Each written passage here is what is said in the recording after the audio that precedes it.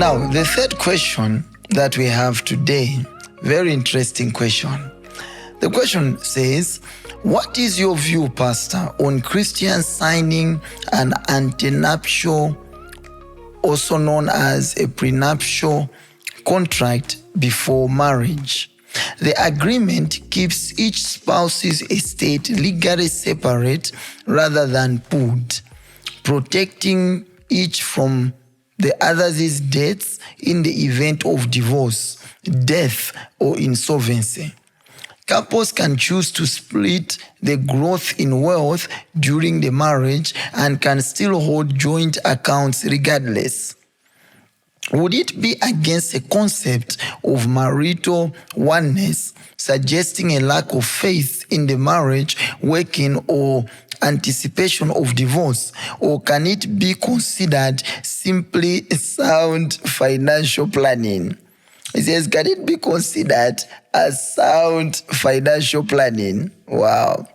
Very, very interesting question, this one, and certainly a question that we must really look at and see God's wisdom on this question. I would like to start with going back to the same Matthew chapter 19 and verse number 5.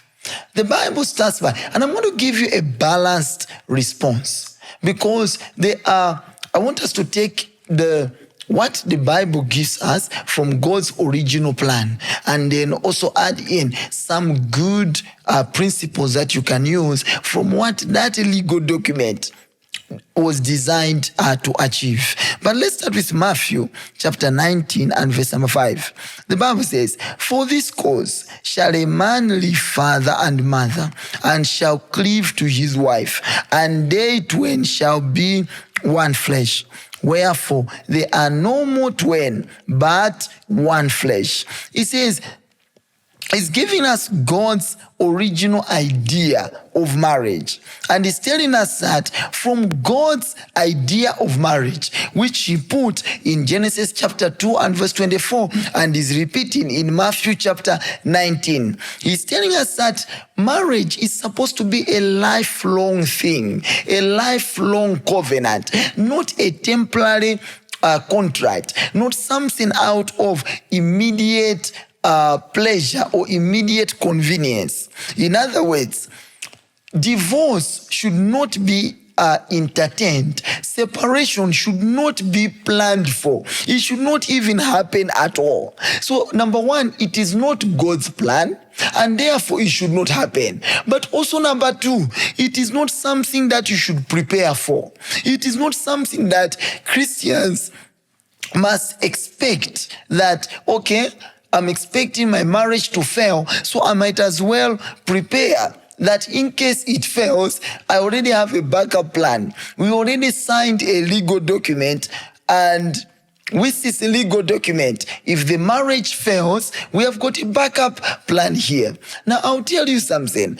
What I have just read, the two are no longer two, but they are one. So if you are one, there is no need at all for you to separate your property. There is no need for you to separate things and plan that in case of a divorce. So you shouldn't plan for that divorce. And I'll tell you something. A prenuptial agreement is often motivated by these three things. It's often motivated by fear, is often motivated by mistrust, is often motivated by it should be easier to walk out. So people want to put themselves in such a position, and unintentionally, they also put themselves in that heart posture. And that heart posture is inconsistent with biblical wisdom, is inconsistent with God's vision for a lifelong covenant. So people put themselves in a position where it is easy to walk out. People put themselves in a position where they don't know it, but they put themselves in a position of fear or a position of mistrust. That should not be the case. Nobody should enter marriage with thoughts that we may leave each other one day. Nobody should also enter marriage with suspicion. I actually, marriage demands commitment. So you should enter in with full commitment that what has started is going to remain forever, rather than entering with thoughts that what if it doesn't work. And I'll tell you the way that the mind works. The way that the mind works is that whatever you have invested in a lot, whatever area you have put in a big investment, you don't want to easily walk out. If your property is there together, you have invested all your life, your property, your wealth, your time and everything in that marriage, it will give you greater motivation to be serious about that marriage. When there is a disagreement, you always work on resolving it. If there is anything to disturb you so that you should part ways, you always fight it. Remember that people parting ways also has an element of the devil. The devil does not like successful marriages. I have always said this. Genesis chapter number 1, we don't clearly see the working of the devil like coming to clear light. We don't see the devil mentioned like that explicitly. Genesis chapter 2, the same. There was only Adam. We don't see the devil come in. Soon after, Eve came and marriage was consummated. Once marriage began, the Bible in chapter number 3 of Genesis 3, the first thing that we read in verse number 1 is about the devil. That the devil was more subtle or clever than all the other animals. The first thing that we see is the devil. So the devil entered as soon as marriage entered. That means the devil is going to be against your marriage. The devil does not want people to live in peace. The devil does not want successful marriages. He knows that if marriages break, the people are going to be affected as individuals, but they're also going to affect their families, like in their children and everyone connected to them. The devil also knows that you're going to affect the society, because if the society looks at you and the society was inspired by you, they were inspired with your life. Or you are a person that has influence. You have got impact in the society. If you divorce, it's going to encourage many others to also divorce. When you divorce, the young people will look at it and say, if that couple that we have been looking to for advice, we have been blessed with their lives. We have been encouraged by their manner of life. If they have divorce, that means we can also divorce. Suddenly, you are making people see a possibility. So, divorce must not be entertained at all. That's why also you need to make it hard for yourself to divorce. So, legal documents like this, they make it easier for you to divorce. And I said that such documents also come from an angle of fear. And once you introduce fear in any equation, fear is the direct opposite of faith. Where fear enters, faith departs. So it is really an act of lack of faith to say that we're going to sign this document, that in the case of divorce, this is the way, property will be shared and all of that. Then also, sometimes it's mistrust. You are simply suspicious. You are mistrusting the other. And I'll tell you, it's going to cause many problems once you sign such a document. Everyone in the family is going to be acting in a certain way, where one leg, they are in that marriage, the other leg, they are outside. Actually, one will not share money to the other. They would rather invest it on their own somewhere. And people, whatever they are bringing into the marriage, everyone will say, no, this is mine. This business, I started it before I was married. It's going to be like two totally different entities staying under one roof.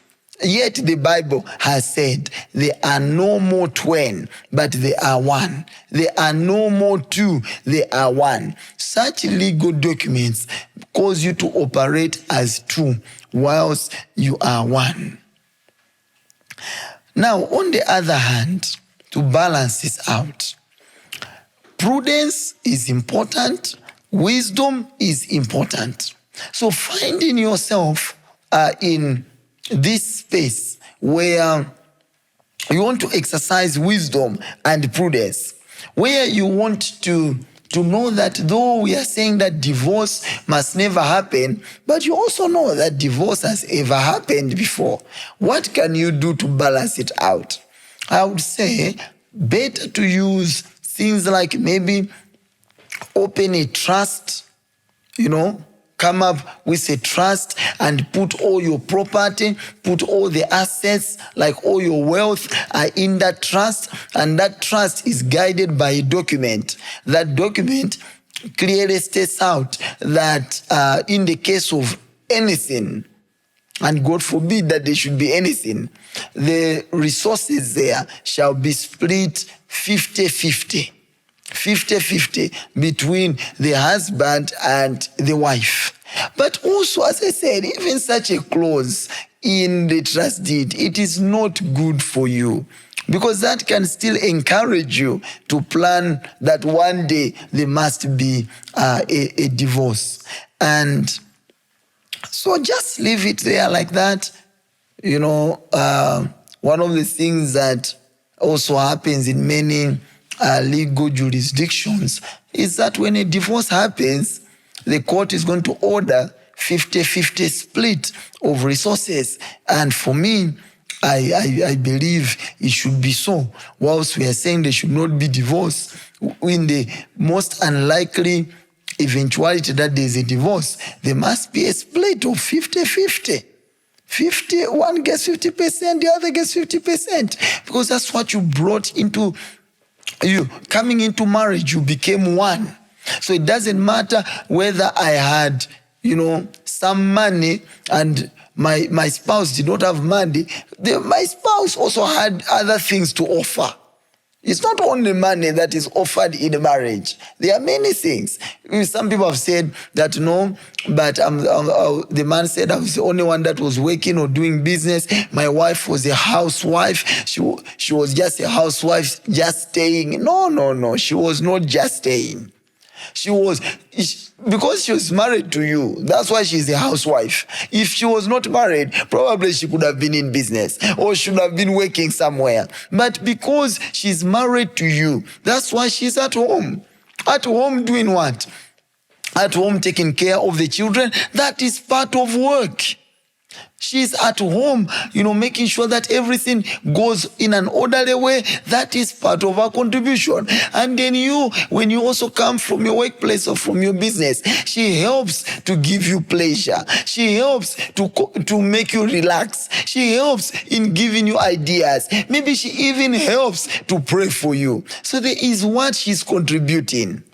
And therefore, there should be a 50-50 split. But all in all, never plan for divorce. Let it be out of your plans that one day we should divorce.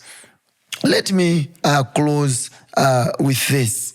Now, that same portion of scripture in Matthew chapter 19, if you look at verse 11, from the Amplified. Now, not the Amplified, the Message translation. Now, remember, in verse 10, the disciples of Jesus said that if these are the terms of marriage, then why marry? Why should there be marriage? Then marriage is a complex thing. That's what they were saying. Now, look at the response of Jesus in verse 11. The Bible says, but Jesus said, not everyone is mature enough to live a married life. It requires a certain aptitude and grace. Marriage isn't for everyone. So Jesus says that Not everyone is mature enough to live a married life. Jesus is not saying that not everyone is mature enough to enter into marriage, because entering into marriage is the easier part. Anyone can enter into marriage. But living in marriage, staying there, that's what requires maturity. Beauty has taken people into marriage. Having money has taken people into marriage.